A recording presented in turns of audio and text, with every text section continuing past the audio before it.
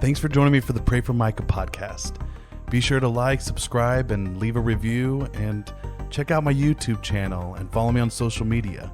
Pray for Micah Pod on Facebook, Twitter, Instagram, and TikTok. And now, on with the show.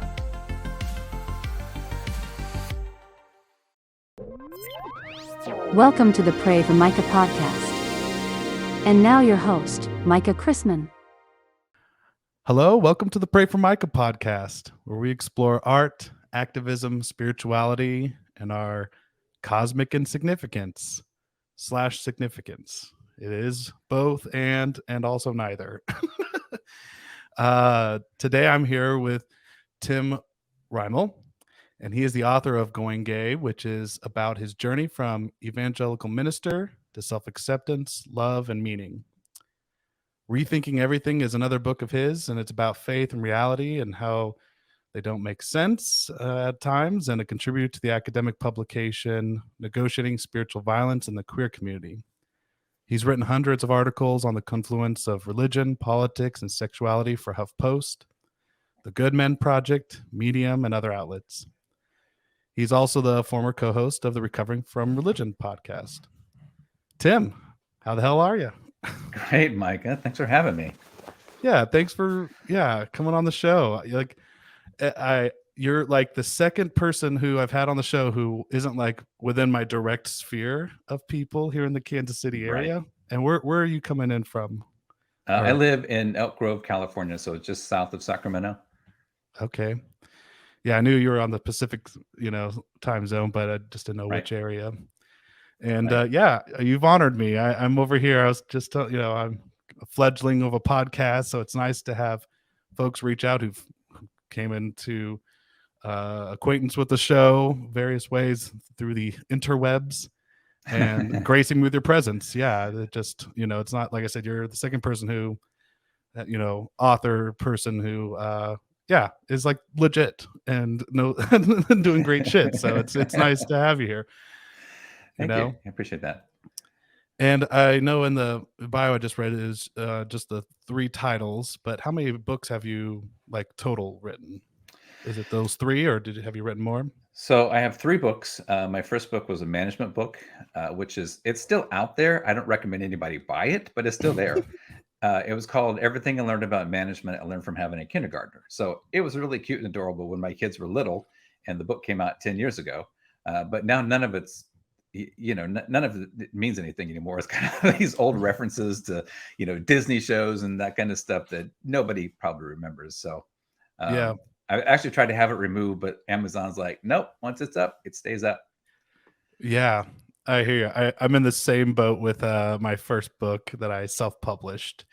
It's a fantasy series, and it's not the worst thing out there. I tell people, right. In my opinion, it might be a little bit better than Twilight, but it still is so, it's just not aligned with who I am now as a, writer and all these, where my views are on spirituality and God. Right. It's very much just kind of a fantasy, like Narnia kind of esque series. It's still out there. Everyone, you want to go check out The Remnant, The Legend of the Seer. It's stuck out there, and I can't remove it from the internet. So, but I mean, for us, I think it's great as authors because you kind of, develop over time, right? Your views change, sure. Your perspectives change. When I look at, a funny thing is, a few years ago, I think right before the pandemic happened, I was speaking at this church.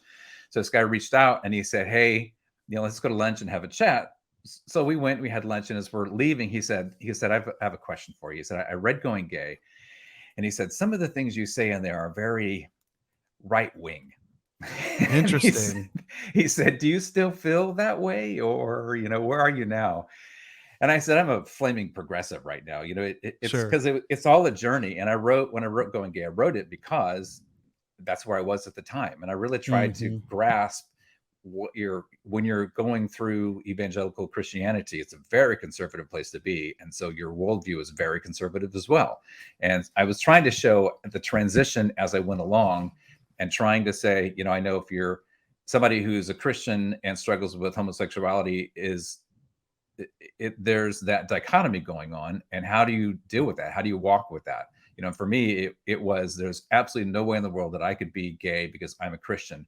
So to separate those two things was really, really difficult. It was painful and it took a long time. And so I tried to capture that in the book where, yeah, I come off as a jerk in this book because that was my point of view. I had no understanding of race relationships. I had no understanding of immigration or the abortion issue. No, I had none of that. There was no background in it. And so I tried to capture that along the way. And unfortunately, by the time that book ended, I wasn't where I am now. So Sure. it's a snapshot. It's a great diary piece for me to go back and look at and kind of cringe a little bit, but it's out there and hopefully people would relate to it on some level.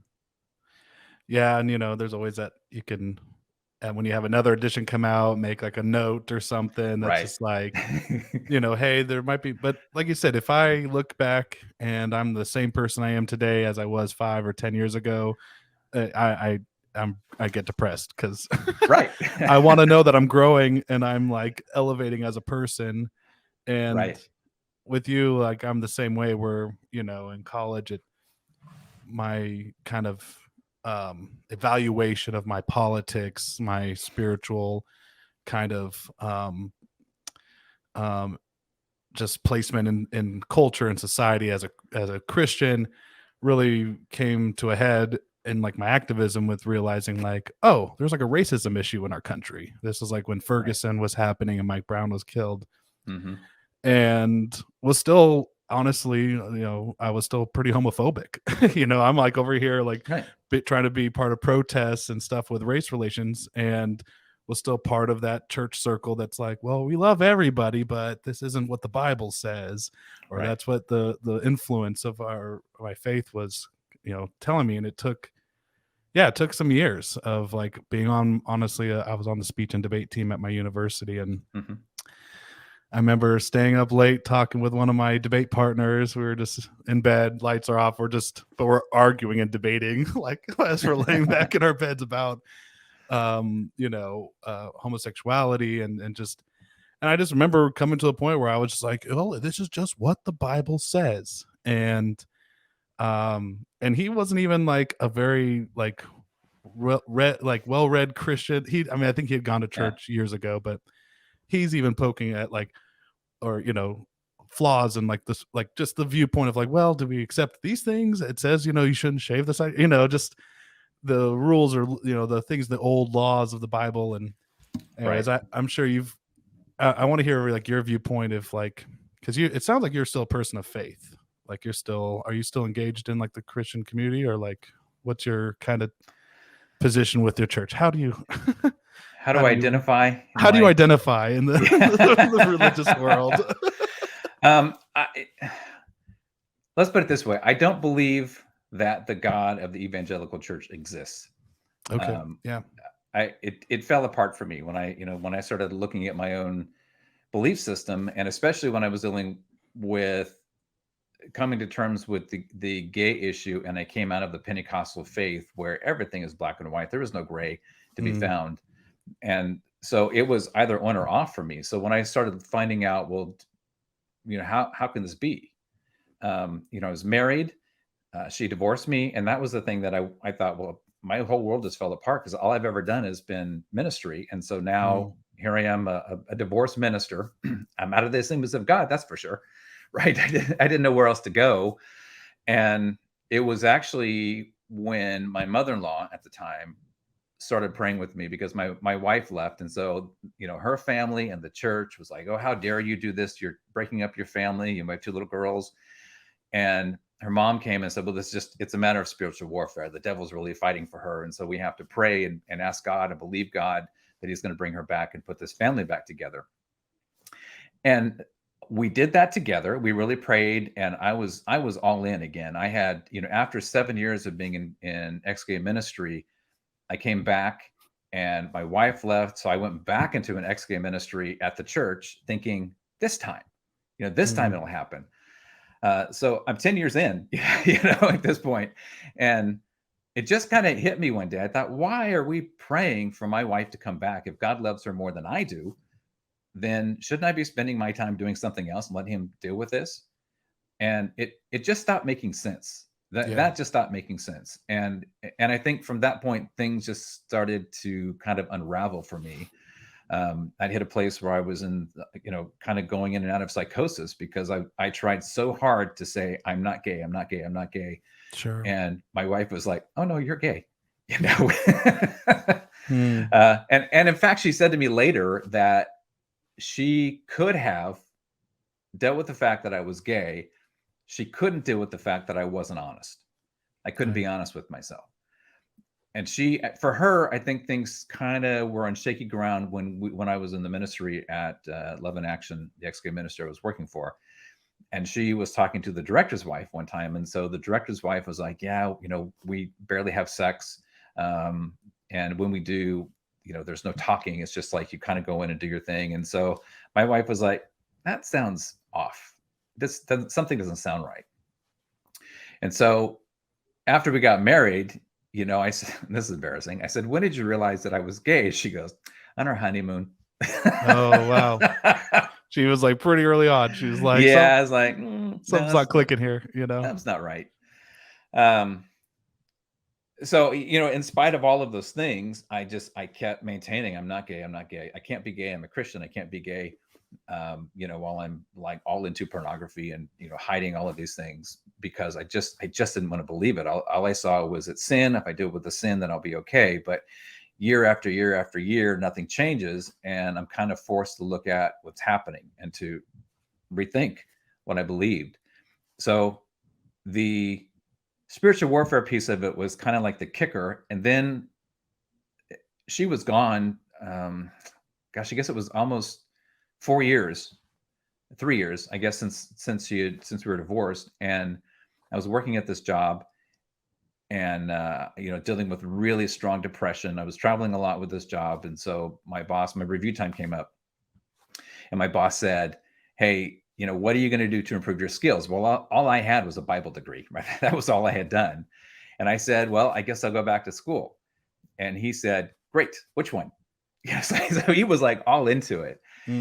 And so the only school I knew of was University of Phoenix because they had a program for, working professionals. So I signed up. He had a referral letter, turned it into them.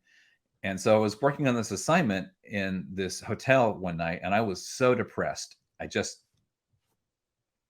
All I could think about were my kids. My kids are now coming from this broken home.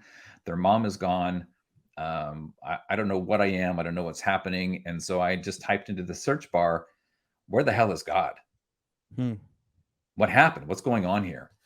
And one thing led to another. And so I was actually searching for, what proof do we have? How do I know that God actually exists? And as I'm going through what I can find online, there wasn't a lot. Faith is one of those things that doesn't really require a lot of evidence, but there wasn't any evidence. It was, well, we have this piece of something on this mountain and we think, yeah, that's probably it. That's Noah's Ark. and then all these other people like, there's no way that's Noah's Ark.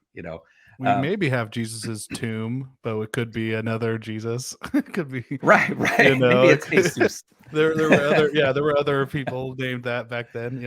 Right. Yeah, I hear you. Yeah, I went through a kind of an apologetics phase of like, I must have a defense for my faith, and that was kind of part of that debate era I was in, where it's like, well, and like you said, the more you feel like you've answered a question, it brings up 10 more. And you go in to try to answer those 10 and it brings up 20 more. And, from everything. I mean, I also grew up with like believing that the earth was it's only 6,000 years old. So, and there's, hard science that says this is not so, and then you quickly realize, oh, I can't like prove any of this with a empirical evidence kind of angle. But I'm curious, like, kind of with your journey and how like young were you that you started to kind of realize, or can you look back to like your childhood, or for example, and like, hey, like this is like, even when you were in like spiritual, like Christian kind of part of your life, like I'm assuming since you were in like an anti-gay kind of what was it, as you said, a ministry, ex-gay ministry, like was there a moment before that you realized like, oh, I'm gay, so I need to go harder into Right. trying to pray it away? Or like, I guess, how young were you when you realized that you were gay? I think I was around like 11 or 12, but this wasn't a thing, right? This is back in the Right, 70s. So this wasn't a thing. If you heard the term gay or faggot, that was what everybody said that back then. right. So we were all called that. But it was a time when I was with my friends, and I remember them saying, "Oh, she's so pretty. I'm going to kiss her," and whatever back then. And I was doing it because that's what everybody else was saying, but I felt nothing. Mm, And I thought, okay, I guess nobody feels anything. This is just how it is. And then as time went on, I just remember this sinking feeling. I remember it vividly, this feeling of being in the kitchen where it hit me that you're gay. These feelings you have is you have attractions for other people of the same sex. And it was this sickening feeling of this oh can't be. no, I can't. oh no. I can't be this. I grew up in this Christian family, and my grandfather was a Pentecostal preacher. This was not a thing that could happen. So The weight of the world kind of just starts to enclose in. that's exactly what happened. And so for the next several years, I had so much anxiety. I would throw up in the mornings. I went to the doctors, and they're putting all these things in my body, trying to figure out what's wrong with me. And it was just anxiety because I was trying so hard not to be that thing that I wasn't supposed to be. And the Bible, as my understanding, was very clear about that. So I did everything that I could, right? I was praying, I was reading my Bible, I was being, going for accountability, all those things, which is really hard in the Pentecostal church because there's so much judgment about it. But I was doing all those things, and nothing was helping. And so when I found out about Love in Action, which was the premier organization of the world at the time, I signed up, I went, and I thought, I'll take care of this thing. And when I was there, I got to a place where I felt nothing sexual whatsoever. It was just dead. And I thought, I'm healed. It's gone. I'm free. Of course, I had no idea about suppression and how all of that worked at the time. But Sure. in the organization, I felt like, okay, I finally got to a place where this isn't running my life anymore. And so since I'd been in ministry beforehand, I went to the director and said, hey, I want to go back into ministry. And so after my 1-year program, I went back into the ministry with Love in Action. And it was at a time when everything was blowing up in the 90s. We were everywhere. We were on, I would staff on Newsweek. We were traveling. I was traveling around the country. I was doing radio shows and a couple of television shows. And so we're kind of talking about this message of freedom from homosexuality through Jesus Christ. And then that's when, at that point, I met the woman who would become my wife. And it seemed like everything was falling in place. It seemed like, okay, well, this is of God, right? Because this is what the Bible talks about. And we're doing this wonderful, amazing thing. And we're all over the country. We have, people contacting us from around the world. And when you're in that situation, it feels like God. You feel like this is so much bigger than me. Yeah. This is God ordained. This is what's happening to us right now. And we're just so happy to be a part of it. But living up to that idea was impossible. And as it did for pretty much everybody in the ministry, it all came crashing down. So, a lot of us got married, have wives, have children. And then eventually it all fell apart. So that's where I was when my wife left. I finally got to this place where I have to just realize that this is the thing that it is. And I slowly, very slowly came out. And it took a lot longer from coming out to getting involved in the LGBT community because I didn't feel like I had anything in common with these people. And I was full of internalized homophobia, So I'm like, okay, this is what I am, but I'm not like you. Right. So that made it okay. Yeah. Gosh. Yeah. Well, thank you for, kind of going into that. I know sometimes it can be really heavy just to bring up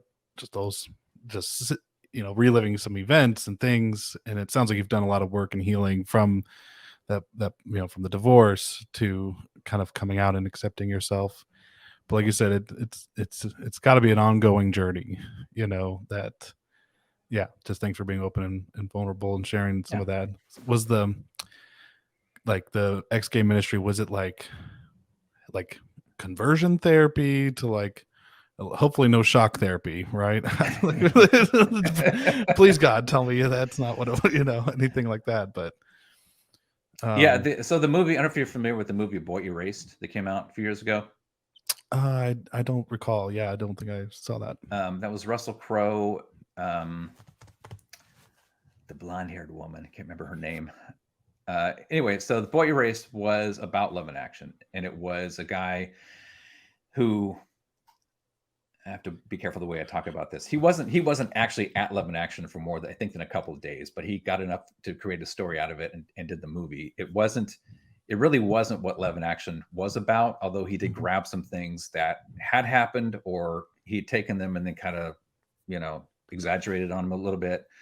But it pretty much describes what the ministry is, that you go and that you're with other people who are trying to deal with the same thing, and you're trying to submit your life to Christ and for all that it is. So when I was there, I felt like we had a lot more committed people to it. I left in 97.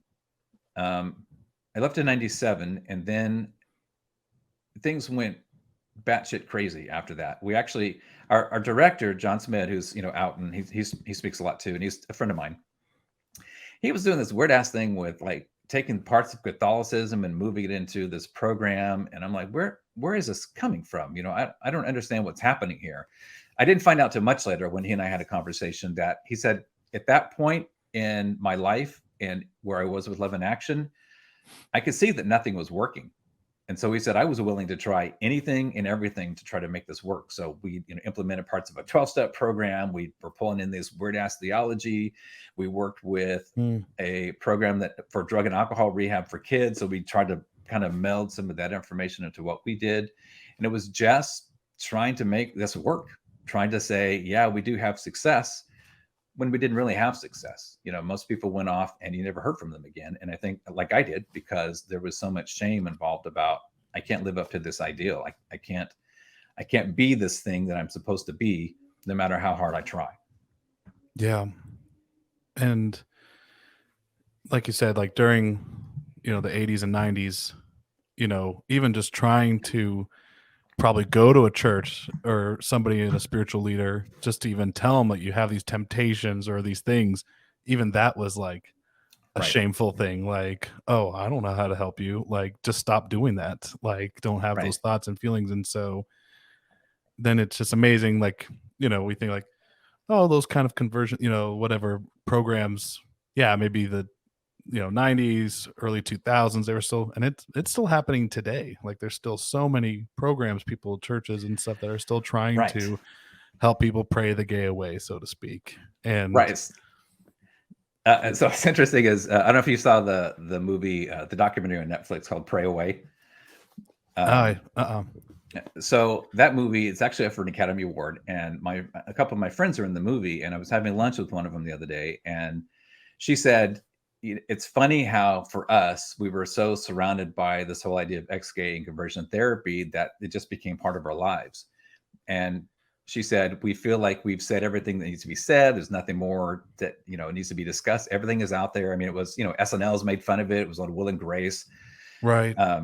So for us, we moved on. And about 3 years ago, I was part of the ex-gay leadership group, or ex-gay. And so we had all met at Southern Poverty Law Center. We were doing some stuff for them.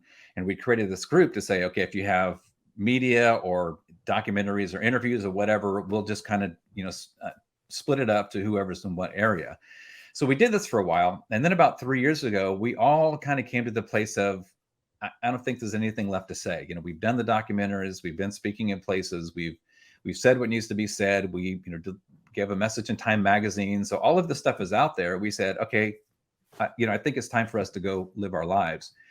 And then my friend Yvette was just saying, we're kind of secluded. We've been around it so much, but it still exists. There are still churches out there that are doing this. There are still programs out that are doing this. There aren't enough states that have outlawed this, or say, just said what it is, that conversion therapy is harmful. It doesn't work.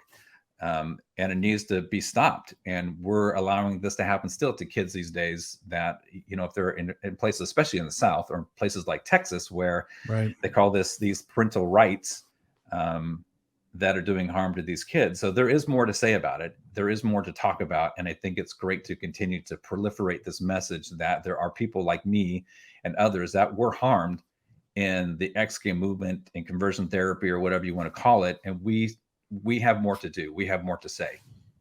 Yeah. Wow. It's great. Well, I'm here in Kansas City. It's like thunderstorming right now, and right as you finish that, it's just like all this thunder. Just, I don't know. So, I don't know if you could hear it, listeners, but I was just like, "Woo!" That was a tantalizing moment I just had. Yeah, and so I'm curious. Yeah, because you earlier, going back to the earlier question about your kind of spiritual beliefs now. You were saying that the God of the evangelical kind of worldview is not alive, and not in your world. And so, do you still hold hope for belief, or is it, do you kind of, again, not to be like you have to put a label on it, but just, because I've been surprised. Like, I've had friends on the show who I thought were going to be kind of more ardent atheists, being that they kind of had a similar experience, like what you're saying, like kind of rejected by the church community because of their sexual orientation. And they surprised me where they were like, no, I'm still like very actively, like, I believe in God. I still have this beliefs, and like those things can coexist, and like trying to change that Right. worldview and that perception too. And so just curious, like, have you completely like, yeah, like just done away with all spiritual kind of practices or beliefs, like, and just kind of who you are is who you are, and this is what you're doing now? Or do you still hope for something?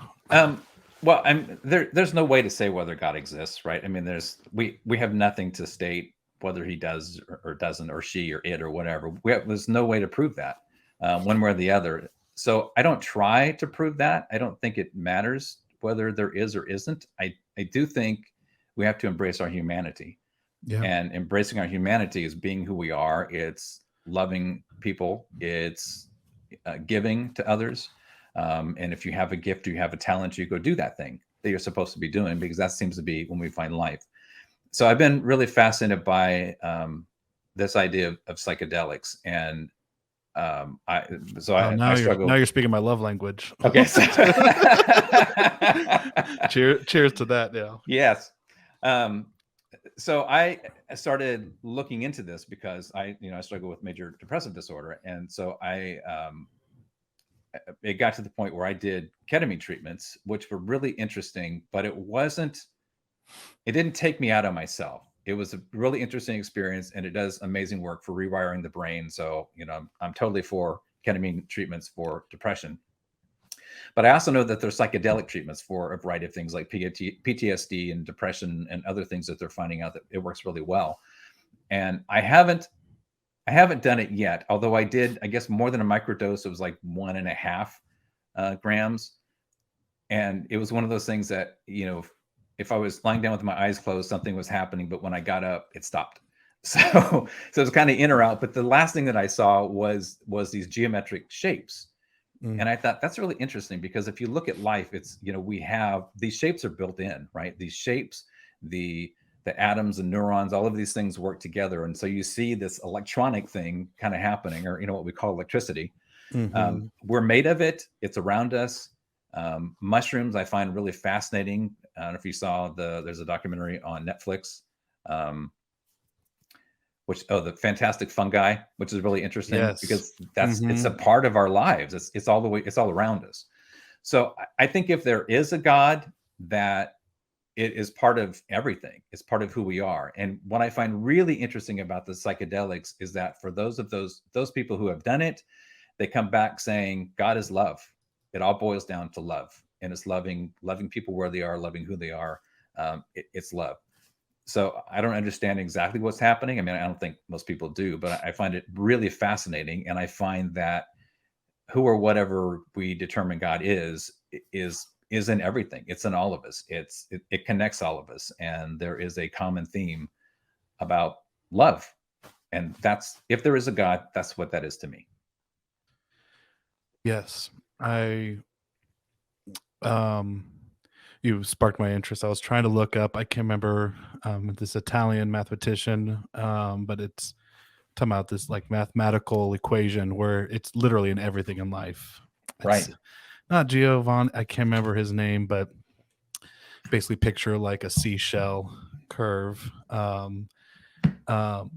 And literally our galaxies form the same spiral. It's in our anatomy, our physical, like it's just amazing just how everything there's some weird things going on that's like scientifically proven that, like you're Right. saying, you can have a psychedelic experience and it actually opens up your quote unquote third eye and you start to see these things more in a literal sense and everything going on.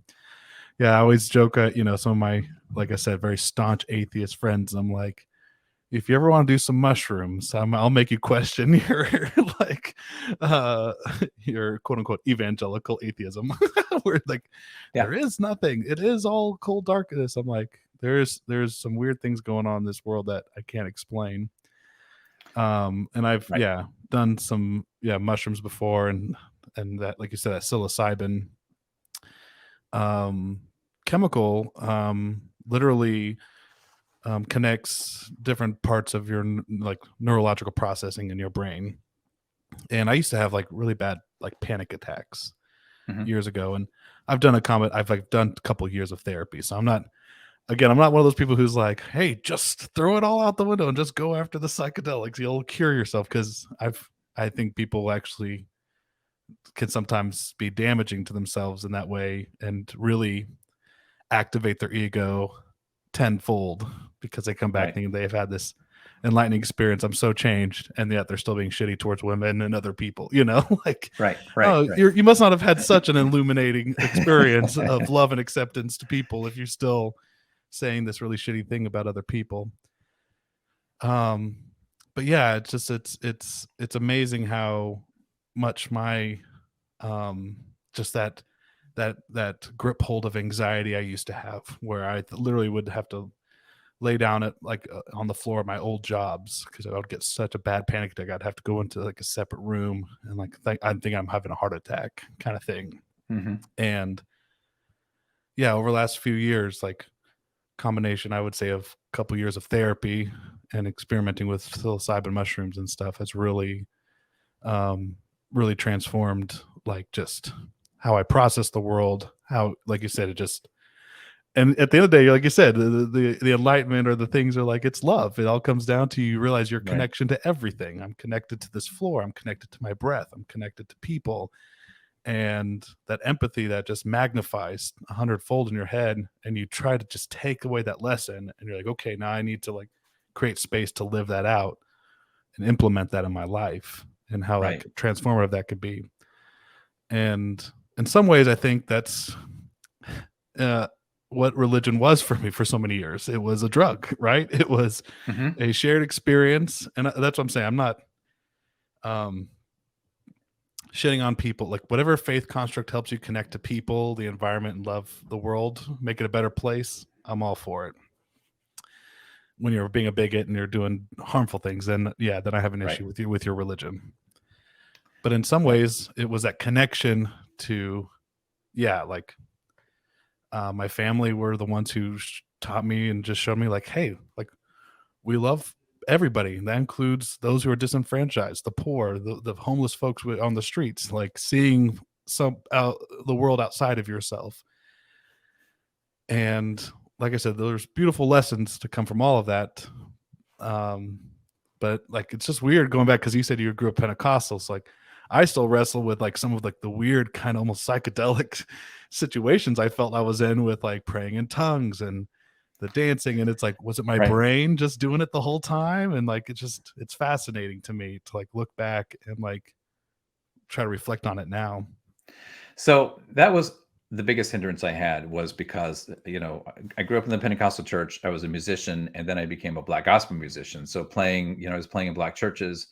I mean, talk about intoxicating. That's a different level. And I couldn't reconcile what had happened to me with those feelings, because that was God. When I sat down at the piano, that was God. When I was leading worship, that was God. I mean, it was just this supernatural experience where if I ever questioned if God existed or if God loved me, I knew it when I was worshiping or when I was sitting at the piano. And that took a lot to unravel. So I talk a lot about that in the Rethinking Everything book, because that was the hindrance where nothing else made sense. But then what is this? What's happening here? So when I kind of went in and did this research, I went through this long period of time where I was like, I'm done with emotions. Those don't work. I'm going to set those aside. I became Sheldon from the Big Bang Theory, and everything was black and white. It's kind of moving forward. Do you have evidence for what you just said? So I operated like that for a long time. And so in that space, I actually bought these DVDs on neurology. And so I started learning about the brain, learning parts of the brain, learning how it functioned. And I set aside music, I set aside emotions, and I was determined to live my life without them, because I felt like my emotions led me astray. I trusted them. They took me to this God that didn't exist. And I built my entire life on believing something that was unprovable. So the interesting thing about getting into neurology and understanding how it works is I started to understand my emotions, and I found out that we cannot make decisions without our emotions. Those two things go hand in hand. So if you're thinking you're making a logical decision and there's no emotions involved, then you're not making a logical decision. So I learned about the limbic system. I learned how it's kind of triggered, and those emotions, those emotions are based on what we already believe. So my emotions didn't mislead me, my beliefs misled me, and my emotions followed. And so as I understood what was happening, I thought, that it kind of reminds me of, if you look at any other entertainer or somebody who's in the music industry, that there's an it factor about them, and that it factor is this unique ability to lead people emotionally.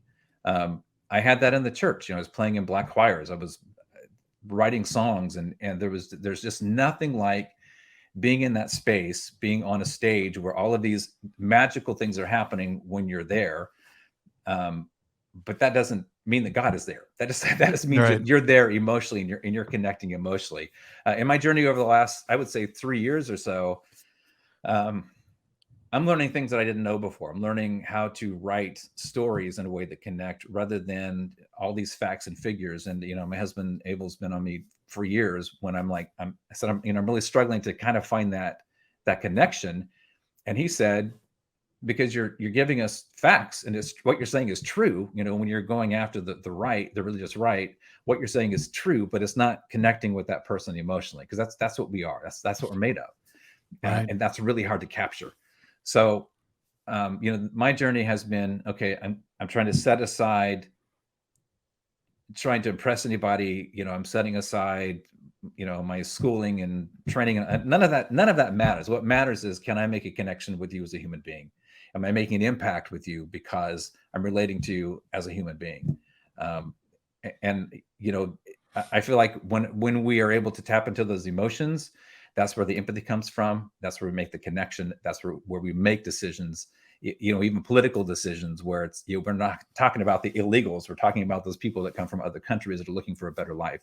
So it switches our perspective and helps us to see things much differently than, I don't know, I guess I lost my train of thought here, but trying to, if we're not connecting, we're not making those connections, we're not doing what we should be doing, that's going to help life grow instead of deter it. Yeah, no, you're making perfect sense. When we're thinking about, even just like, I studied communications in college, and just the art form of persuasion, of rhetoric. And like you're saying, when you're talking about the political spectrum and stuff, our brains, have an area that and for some people it hits harder to get those facts. Like, for some people, hey, you can change my opinion on someone, you show me a fact, or we Google, like, okay, I was wrong. Like, I have some friends who go on debates, and I'm like, all right, well, we're going to fact check each other. Let's Google this. All right, actually, according to this, blah, blah, blah. But for the vast majority of the population, there's something that hits a different part of the brain, which is like our connection, like you said, to how we feel about an issue. And if you want to change how I feel about an issue, you'll actually get me to change my politics or whatever. And I had a guest on the show, Justin Stein. He's like a community organizer here in Kansas City, kind of does a lot of organizing in the state for mass voter movement stuff. always fighting the uphill battle to turn folks blue, and like outside of the, the purple, blue of Kansas City and St. Louis, like other counties and other parts of the state. And he talks about how when they go door to door, these kind of longer campaigns, like his work started 2 years ago. Like it's all culminating here in a week. You know what I mean? But like they're going through maybe a handful of doors a day, and they're just talking with people, and they're just listening to them. Like, what is it that is impacting you today? And people talk about their job. They talk about their economy. They talk about their lives and their families, their community, and just how much more slow of a grind that is, right? Like I just want to be able to go to your door, throw some facts at you, and you'll be like, okay, I'm going to vote in my better interest. Now I'm going to go vote Democrat or what, Right. But rather than it being because that just turns people off these days, right? It's all shorthand for, if I tell you I represent something that's even remotely, again, away from the red spectrum, then okay, I'm just going to shut my door in your face. Right. But just the tenacity of him and some of the folks he works with, just what it takes to just be personable and like really hear people's pain and what they're going through. And you realize that they're not really mad at immigrants or the people coming here. They're mad because the factory down the road cut everyone's wages. You know what I mean? And why did they do that? X, Y, and Z. And yeah. So I'm curious your thoughts, like, with the election coming up next week, like, what do you think is going to be like the biggest issues that we need to like address as like all the various groups, the left, is trying to mobilize, and some people would say that's our biggest issue, right? Is that we just have so many scattered groups, so many issues that we're trying to unify into this one focal point to make a difference. Yeah, we're not answering their question. I mean, if you look at, and there's an interesting study by a psychologist named Jonathan Haidt who looks at what we value, and he said that there's about 5 things that we value, and we're on opposite ends of that. So see if I can. It's been a while since I've read the book, but it's like authority, honor, fairness, equity, justice. I think those were the 5. But how we see them is backwards. So if you're in the red state, you see authority and order. That's kind of your number one thing, right? So when you hear these politicians say, "Oh, I'm all about law and order," that sounds great. That's exactly what we need right now, right? So that has nothing to do with equity or justice or any of those things. Or we have flip. So we say justice and fairness and equity. Those things are really important to us. And yes, we need order, but we can't ignore these people that need our help. So I feel like the Democratic Progressive Party is not listening. They're not hearing what's being said, and they're not addressing it. They're terrible. I mean, Republicans are just on point with their message. They are so good, and they've been doing this for decades. They haven't wavered. For decades they've said Democrats are taking your guns, illegals are taking your jobs. Right. Or they're destroying families, aborting. Yeah, they're destroying families. And now, we're just demonizing specific politicians. My sister absolutely hates AOC. And I said, why? And she'll say, well, I don't know. There's just something about her. I'm like, well, she's got a master's degree. I'm like, what is it? This is a person that came from nowhere. She came, won a race because she was saying, hey, let me help you guys out. I'm not going to be your regular politician. But it's pretty common, right? If you look at the right, they just look at all of these people as demons. And now, because religion is so intertwined with politics and has been for the last 50 years,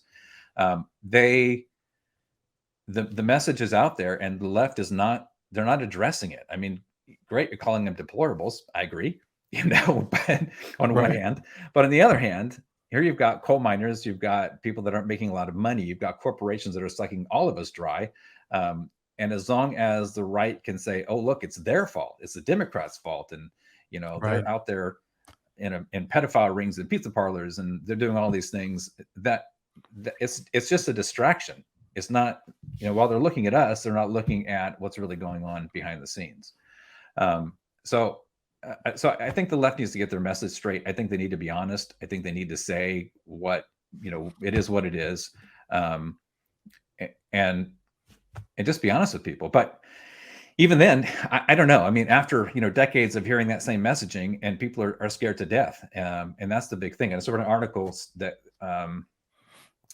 that said your uncle is terrified or something along those lines, because that's what happens. They're terrified. They're living in that fight or flight all the time, and they're creating these war bunkers, and they're attacking senators, and they attacked the Pelosi's husband just recently. Yeah.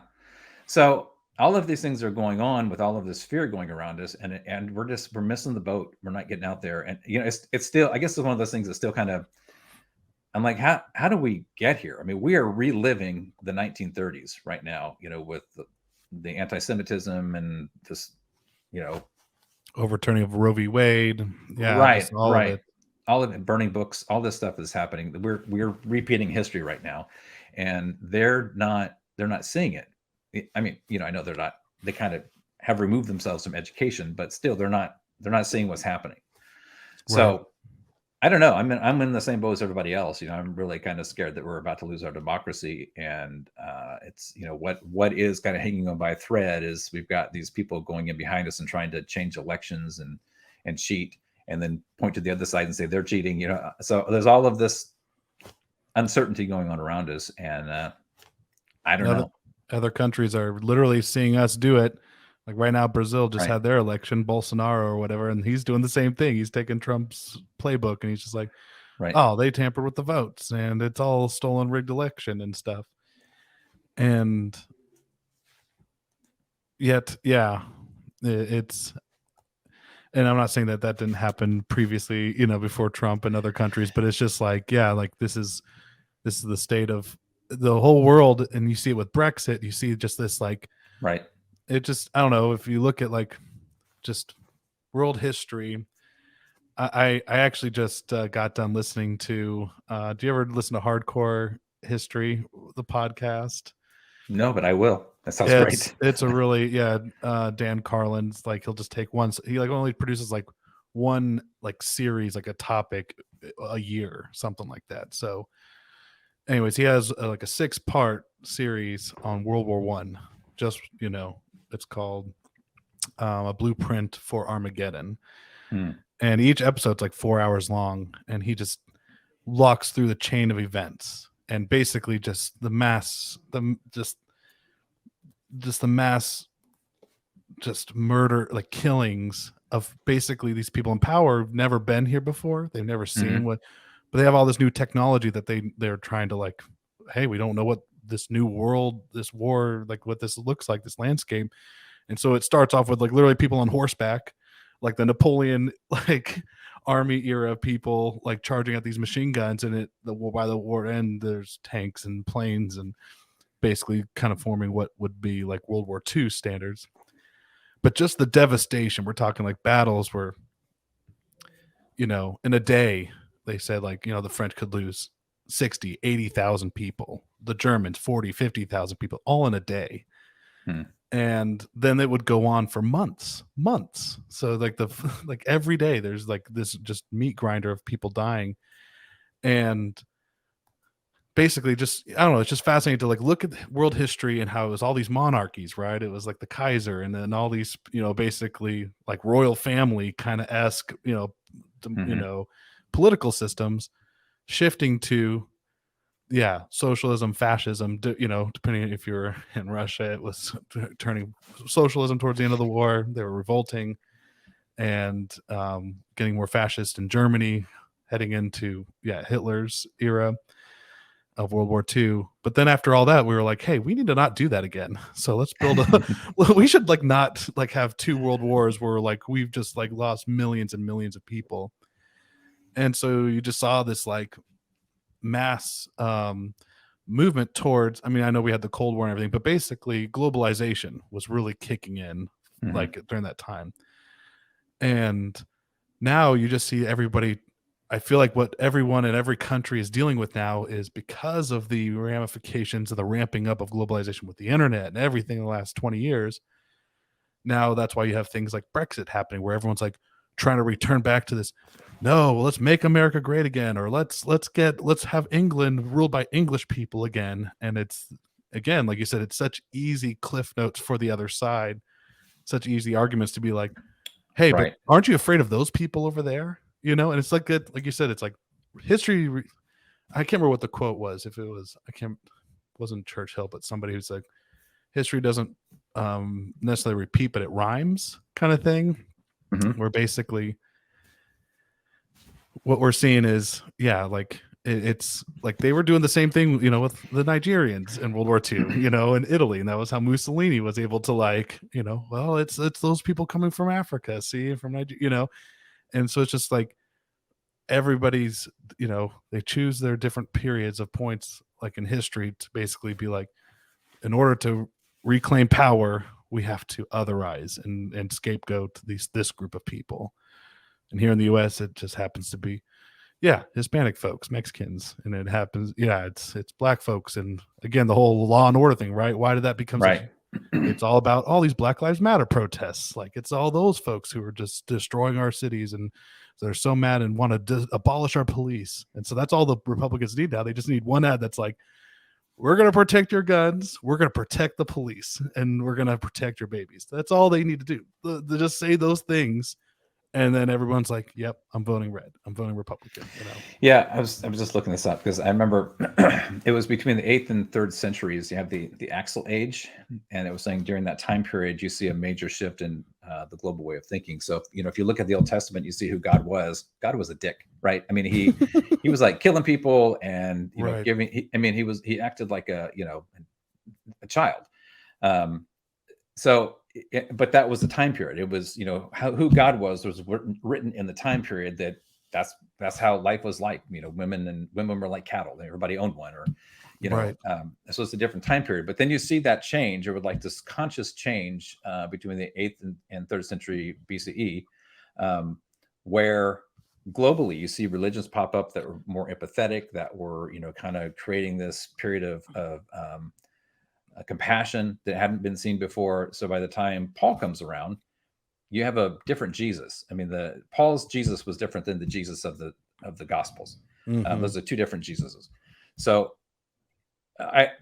my husband believes that we're in that age again. He said, I think we moved too fast. I think we kind of got to this place where, you know, we went from accept the gays, accept black people, to now accept transgender people that people don't understand. And it's, you know, we're talking about critical race theory and all of these concepts that people haven't caught up with emotionally. And as we have done since the beginning of time, when we see an other, they're a threat, right? We're in that fight or flight space. So I think that's what's happening now. I mean, I can't prove it, and neither can he, but I'm just saying that I think we're kind of in this place where there has been such a shift and people don't know what to do with that. And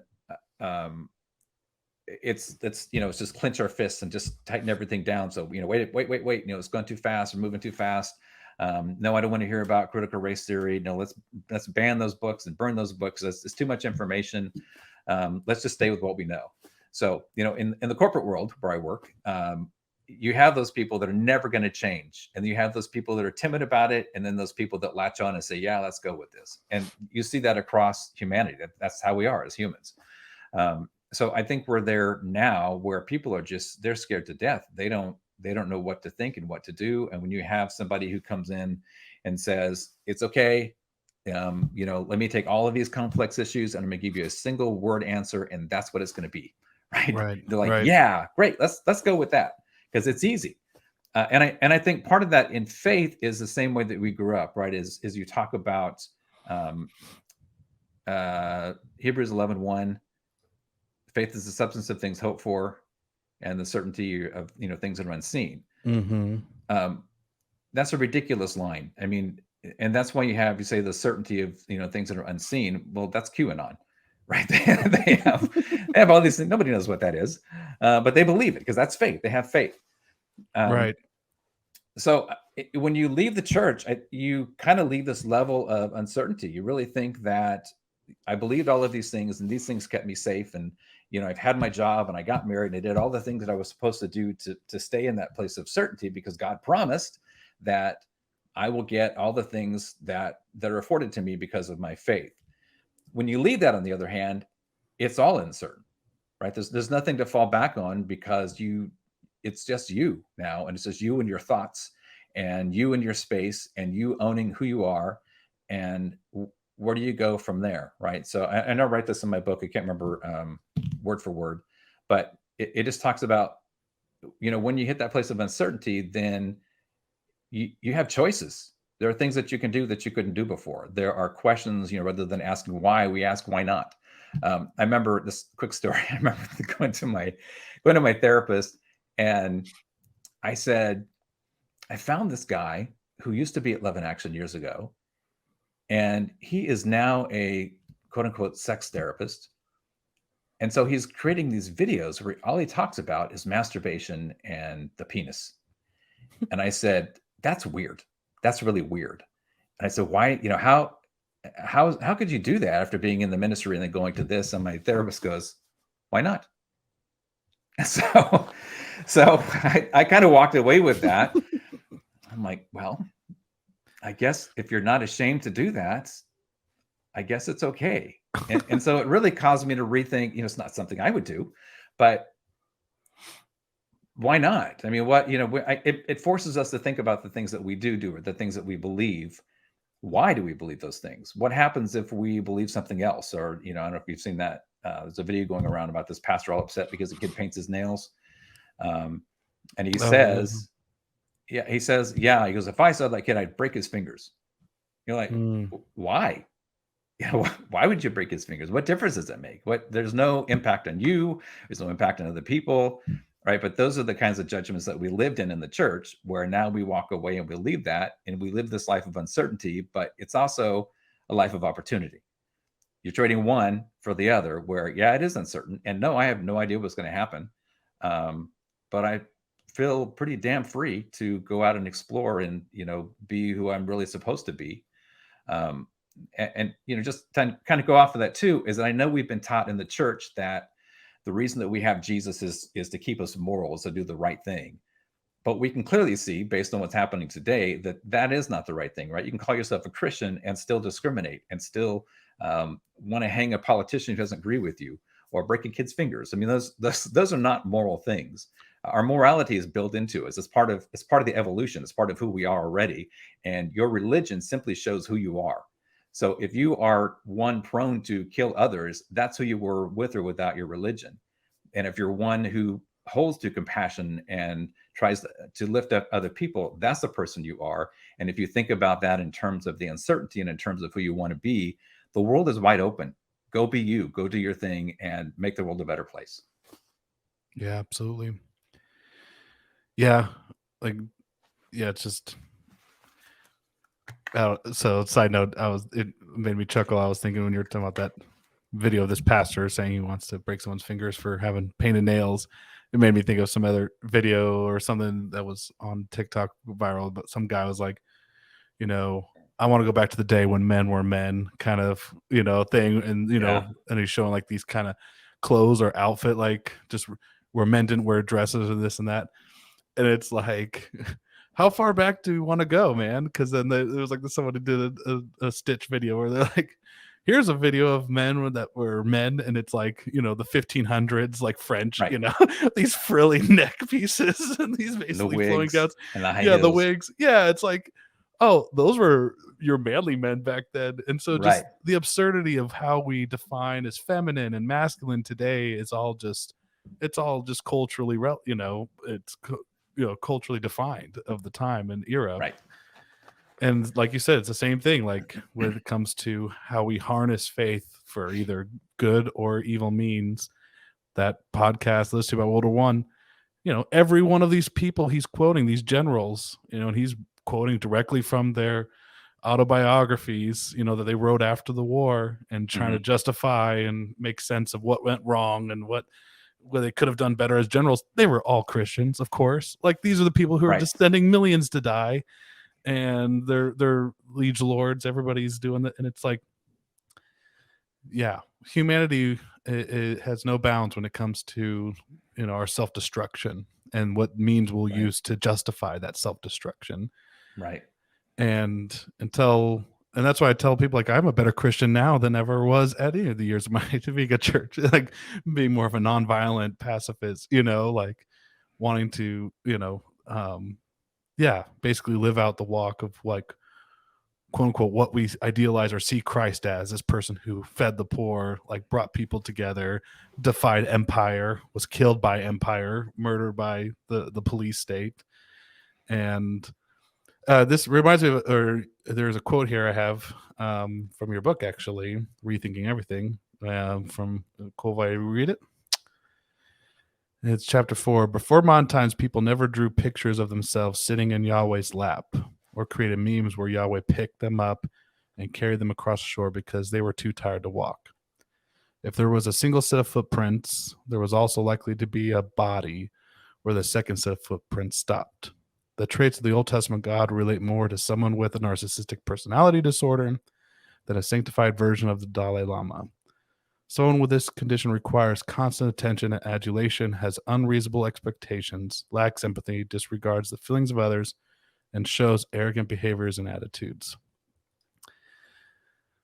Heavy. Heavy. Like, but you're right, though. It's like when you look at, when you timestamp and like look at what these folks were like, they weren't sacrificing people, but they were killing, and that's the thing. Like, people try to justify the Old Testament stuff, like, well, no, but God just had to get rid of those Baal worshipers because they sacrificed children. So he told the Israelites to go and kill all of their children and theirs. So that's how God acts. God's like, go kill all the children to stop the child killers. Like, no, like, right.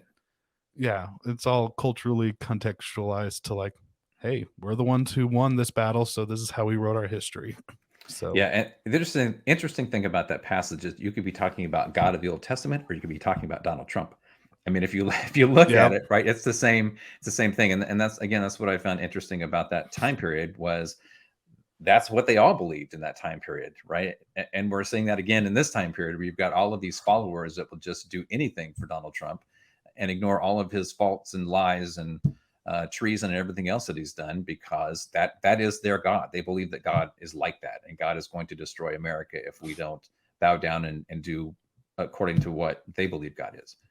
And it's frightening. I mean, it's scary that it's happening today in this age. But again, if you look at it in the bigger context of the rest of the world, that's how we operate. It's ebb and flow. We kind of come to this place of justice, and then we leave it, and eventually we get back there. And I guess about, in your question about, do I believe in God? The thing that I still struggle with, which I know is, old as time, is all of the evil in the world, is even if we are in a mathematical equation, how does this happen? How do children get slaughtered? How do we do this as a human race, or as just part of life, part of living, where it seems like there's no mercy, there's no justice, it just happens? And then I think, well, why does it happen to someone else and it doesn't happen to me? Right? I mean, I don't know. I that's one of the reasons I don't think there is a God that controls all of this, but there seems to be some sort of order to it in some way. I just don't know. I don't understand what that is. Yeah.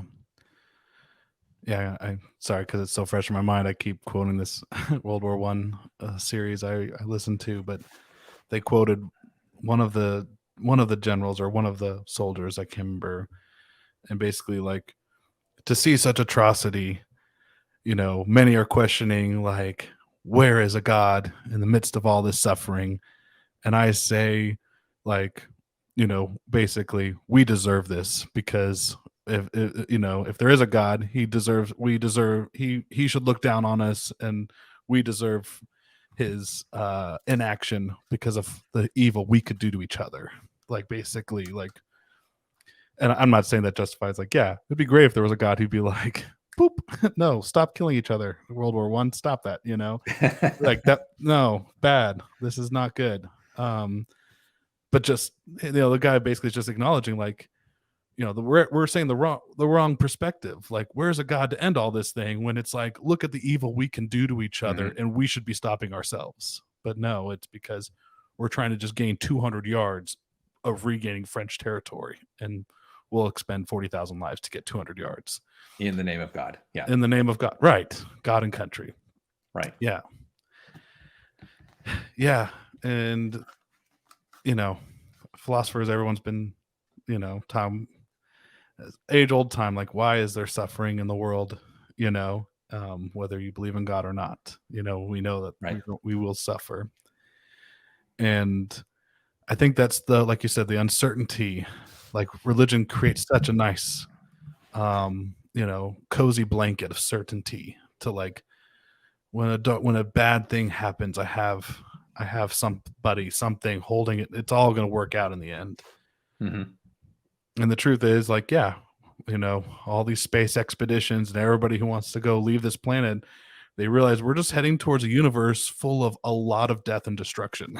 Everything is destroying and Right. everything is hostile and wants to kill us out there. And this is the best we got. Like, we're trying to escape this planet, and this is what we have. We're destroying Right. the thing this is the most hospitable place we could go. Once we get out of that side atmosphere, we're goners. And when we lose the idea of a God controlling it all, we feel lost. And so we recoil and we Mm-hmm. try to protect that inner child, that inner, like, promise that, hey, it's going to be okay. And at the end of the day, we know, like, especially if you're a person who's fallen away from or don't believe in heaven or hell now, like, oh, so I might die and it's just lights out, cold darkness, takes me. And I don't want to think that. I don't want to feel that. And so, like, I don't know. And even hearing, some of your journey of just battling with depression, I feel like we probably could relate in, like, that similar thing. Once we kind of lose that worldview of this promise of this other world and this, like, it's not that we've lost a sense of love, but a sense of purpose, maybe. Like, at first, like you said, I also had those feelings of, like, being in front of a church or preaching, like, this is God. I'm here. This is my purpose and my destiny. When that's gone, you're just kind of, like, left with, like, oh shit, now I have to actually face myself instead of projecting some image or message out to the world. I have to realize who is Micah? What's my voice, and why do I matter? Mm-hmm. Again, our cosmic insignificance / significance. I get to decide and have to figure out that significance for myself. And so I'm just curious, like, what are your thoughts Yeah. on, how's that been for you? What I mean, I think it's interesting that you say that, because I think we all want to have some kind of significance, right? I mean, for me as a musician, that's what I wanted to be. I mean, I really thought when I was younger, I grew up and I would be a musician, and Broadway looked always interesting, even though I can't dance at all. But it was like, but there's that drive to be known, to be seen, to say, hey, yeah, this guy's really special. Be And then as you remembered. get, and as you get older, it's not that way. And so I think a lot of our significance happens around us. It happens with our family. It happens in our communities. It happens to the people that meet us, that know us, that we make some kind of an impact on. My father died last year, and it was really interesting. He had Alzheimer's, for the last 6 years of his life. But when he died, I heard about, and I knew this already, but he had impacted a lot of people, just because he would say, come to my house, come into my house. He would go down and he would work with, prison ministry. And even though, I disagreed with what he was teaching them, he was full of love. And, when I came out to my dad the second time, because the first time I went into the ministry, the second time I came out, he started to quote a verse. And I said, no. I said, we've been there before. I don't want to, we're not going down this path. And he goes, okay, well, we'll never speak of this again. I said, oh no, we will. Because I'm done. I'm done being in the closet. I have to be who I am. And he loved me. He loved me fiercely. And as time went on, he kind of got used to it. And then I've been with my husband for 13 years. So when he met him, and my husband is very dynamic. He is a kind of a light that walks into the room, and he's really hard to miss, and he's funny as hell. So he was able to disarm my dad. And they talked, and he just loved him. And at one point, as the disease was kind of taking hold of him, but before he couldn't speak anymore, he said, I'm really proud of you. And I have two sons. I have two sons now. And Wow. to see his journey where he was able to leave the religion behind and make an impact, where no matter who you were in that, when they came out to his service, it was story after story after story of a man that loved and a man that accepted people where they are. And I know for me, being in that charismatic or that, fundamentalist church, and I'm standing on the stage and leading the music and all the stuff that we did, I think the pastor was pretty pissed off about it. But I'm like, I'm going to represent who my dad was. And he was love. And even though he came at it from a different way with his religion, he was finally able to kind of set aside, this is what I believe, but I can't reconcile what I believe with the people that are standing in front of me. And so he chose the people standing in front of him. And I think that's where our significance goes, is what impact are you making? How do you want to be remembered? I am totally fine with dying and disappearing into nothingness. I mean, I really am, and not just because I have suicidal tendencies, but because I think that's okay. I think it's okay to say, this is the life that I live. This is where I am. I mean, are we real? Some people say we're in a, some kind of a simulation. So whatever it is. That's my other love language. Yeah. Yeah. Show to talk about simulation. Whatever it is. Hit me up. We're here, and this is our perception. This is our experience. And I don't think we die. I think we just kind of get recycled into, the dirt, which is life in itself. So I don't know what happens, but I'm totally fine with that. I'm totally fine with disappearing and not remembering any of this and just kind of, going away, because that's life. We just go from one thing to the next thing. And to me, that's way more exciting than, I'm responsible to make sure that I brought Mary to church, and, I have to check up on my brother Jim to make sure that he's still a Christian. I mean, right. Why is that on us? If God is that strong, then let God be God and do whatever God is supposed to do. And we just love people and accept them the way that they are. That's my perspective. Yeah. Wow. Thank you for sharing that too. And I'm sorry about your pops. Yeah. It sounds like you guys were at least able to just, have that real treasure, that relationship at the end. And that's beautiful. Because like I know that a lot of people, like you said, who come out and they don't get to have any kind of reconciling peace with their family, and that's heavy, especially in a religious context. Right. Yes, and I'm very grateful for him. And thinking about, just, you were talking about going into the dirt and kind of in some ways living forever in that way. I would also recommend on Netflix, there's a documentary called A Trip to Infinity. Also very powerful thing I watched recently. And my favorite thing that they talk about, or there's like a example of something, like they kind of have like a metaphor for something, and they just tackle the math and just the craziness of just our expanding universe, how it's so far out of our perception, and how it could be infinite. Our universe could be infinite.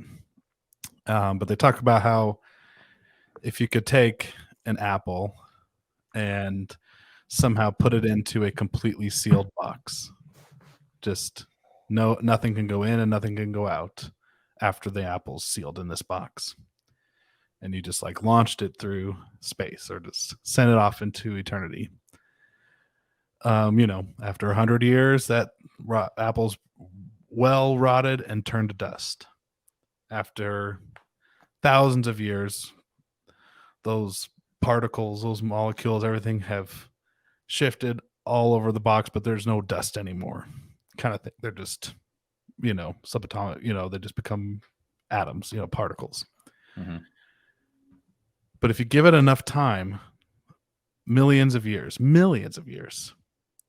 and nothing can interact or change, like those components of that apple are still trapped in that box.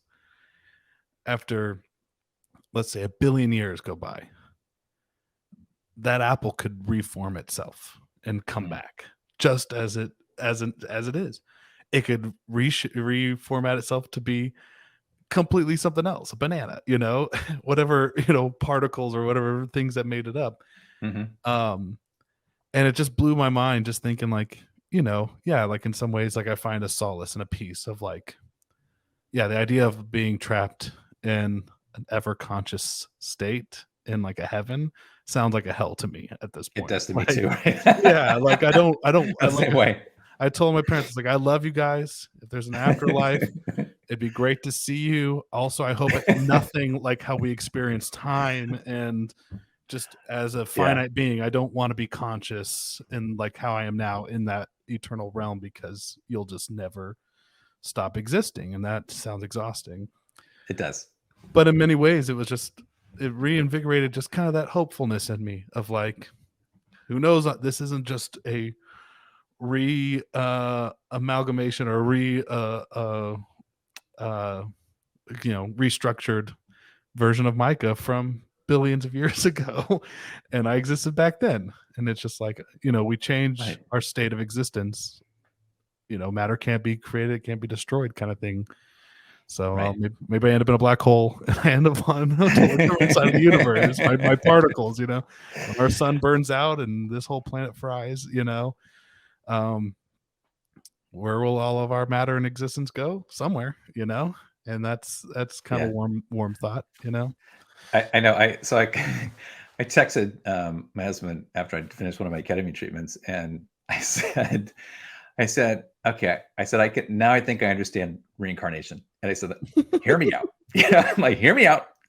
I said, it's not that I believe that there's a spirit being per se, sure. But if you think of matter, if matter goes back into the dirt recreates something else. So we also know that trauma is stored in the cells, right? So if you have some kind of trauma, it stays with you. So what's to say that trauma doesn't keep or something cellular doesn't keep moving forward? So if somebody says, hey, I've been reincarnated, I mean, I don't believe you were the Queen of Egypt or whatever, but it's possible that someone's cells or multiple cells have been recreated from something else. That's all I'm saying. That's all I'm saying. Husband, that's all I'm saying.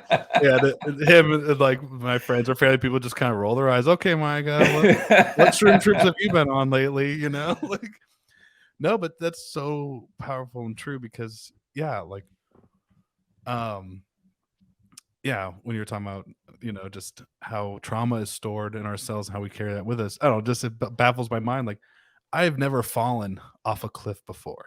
I've never experienced that in this body form. But when I have a dream of it, my mind creates an impeccable recreation of that sensation of falling, right? Or even just like the weird thing, like I can look at any point of this room and I know what everything tastes like. Just like, are you telling me I've never licked this microphone, I've never licked that poster, but somehow my brain knows exactly what that tastes like? Coincidence? I think not. Somewhere in the past, a million versions of me back in the past, he was licking metals, and I don't know. What I'm saying? It's just weird how the brain exists. Like it continues to exist, I think, and it's just a different form, Right. Well, it sounds like you've done really, just some incredible work, just kind of exploring your journey and documenting and writing it. What is there going to be some future books or any future projects you're working on right now? You said you used to be kind of on a podcast, and so have you thought about starting your own podcast? I don't know, like what's been your journey? I keep thinking about going back. So before I did all this, right, I took like a 3-year break, and that was, again, a lot of things are going on between the depression and my parents' failing health, and I got stuck in a corporate job I hated, and so all of this stuff went on, and I was just dying slowly. And so my husband's so supportive. When I went back, I'm like, I hate this. I hate what I'm doing, and he goes, quit. And I had just pretty much destroyed all of the work I had put into what was there before I took that job. So we had the podcast. I had a support group for people that were coming out of religion, ask questions, author page, all the stuff that was going on. And I just kind of took all of that down. And then when I got to the place where I said, I can't do this anymore, I'm trying to rebuild. I'm trying to go, put myself back out there and redo things. And it's really, really hard to start from scratch again. So that's kind of slowly what I'm working on. Is I would love to do a podcast. I love interviewing people. I love hearing stories. I love research. So that's in my mind, in the works. I also don't like being by myself as a host, because I don't have that much to say. So it's kind of like, and he's someone to banter with. But I also have a new book that I'm working on right now, and that book, the main title is called Killing Ed, and that's a quest for relief from extreme depression. That subtitle is still in the works, but basically that came about because because I've struggled with depression for so many years. And my husband, has had to put up with it all these years. And so he created another persona, and he called him Ed. And so he would, if I come out, he says, how are you doing? I'm like, I'm shitty, or I'm just really mad about it. He goes, hello, Ed. And so he kind of created this separate persona. And for him, that was how he dealt with somebody with bipolar depression, is that you don't know what you're going to get. And so he joined support groups, and he started reading books, and he found all this information out. And 90% of marriages end in divorce because of depression, because of somebody with bipolar depression. So he didn't want that to happen. And so he created another persona. He got educated about it. He's, amazingly empathetic. So at some point he said, why don't you write a book called Killing Ed? And I thought, that's hysterical. So, so I didn't. I started to write when I kind of came out of the depression a little bit. I started writing this article on it, and the more I wrote, when I write articles, I start doing research, and then research. One thing leads to another, and so as I was kind of studying or researching for this article, I said, I think I have enough. I think there's enough information here to talk about this. So I went and started looking at psychiatric research on depression. What our personalities are like, who's susceptible to it, the things that whatever the current way is of dealing with depression now. I opened up about what our marriage was like to go through it all those years, how it's affected us, how it affected my children. So I interviewed them. I still have yet to interview my ex-wife. I have interviewed a psychologist who's working with a MAPS organization, which is dealing with things like the psychedelics and ketamine and those other kinds of treatments that are just now coming back from what they were in the late 60s, early 70s. So this book is coming along to be a book that is for people or couples or families that are dealing with depression that don't know what to do. They don't know what it is. They don't know how to navigate it. And hopefully this book will come out and just say, hey, this is what it is. You really do have a disease, and this is really what's happening in your brain. This is what's happening in your body. These are some treatments that you can go for. And yes, I can relate to you in those experiences of waking up feeling fantastic on Wednesday morning, and 2 hours later you want to grab a gun and kill yourself. It's because of our biology and the chemicals and the things that are happening in our heads, and people don't understand that, right? If you're not on the inside, right, you think, well, just pull it together, just get out of bed and go do whatever you need to do. And yet, days, months go by, and all you can think of is, I just want out. I don't want to be here anymore. I want to kill myself. I want this to be over with. So I'm writing it. I'm writing down what that's like, and hopefully Ed will be dead at the end of it. Yeah. Poor Ed. He's got to die. Poor Ed. I know. He's just got to go, huh? Got to go. Or maybe living with Ed, I don't know. Yeah. I guess, I don't know. That's so, this is kind of a timely thing just talking about, because I actually have a friend who, it was just, it's his 1 year anniversary of his death. He took his life last year. And, it was kind of one of those relationships where we were real close for many years and kind of fell out of our friendship, and wish I could have been there for him in that stage of life where he found himself just, I guess, at his wit's end. And so it hits close to home, and I just want to encourage any listeners, check out psychology.com. Reach out for help. There's the suicide hotline that they just changed their number. I'm trying to remember what that. I think it's 988 now. Yeah. Yep, you're right. 988. Yeah. Because I don't know. I had to just change some of my perspective of being angry and hating him for doing it. And trying to just reconcile and understand, that's what he felt like he had to do. But at the same time, if he had just waited one day, would he felt different? If he had just waited till the next morning, would he have felt different? And if any one of our friends could have been just there to answer a call from him, if he had decided to call somebody, And so it hits close to home, and my heart goes out to folks who are struggling with depression, because I know what it feels like to be depressed. I do not know what it feels like to be in depression, to have that chronic, just like you said, the chemical makeup and the things that how much that lives in our body and how much that takes a toll on us over time. And so I always just want to put that out there, that I love you, Tim. I love anybody else who's going through that, and I don't want them to feel like they have to do it alone. And that, that as cliche as it sounds, that there are people here for you, and we can hopefully learn to be there for each other and think a little bit outside of ourselves, because I know that sometimes is kind of what it feels like in this world, right? That we're just kind of doing this alone, and who cares about my problems? And if there's any magical power in Jesus and how he lived, is he knew how to stop and single somebody out in a crowd. He knew how to stop and to see people and to recognize them. And sometimes I feel like that's, we don't need people walking on water. We don't need people. I mean, it'd be great if you turned my water into wine. I wouldn't be mad about that. But, but if we could just do the miracles of seeing each other and just being there for each other and loving each other, and showing empathy, I think that we could do a lot of good in the world, So good luck to you on your book project.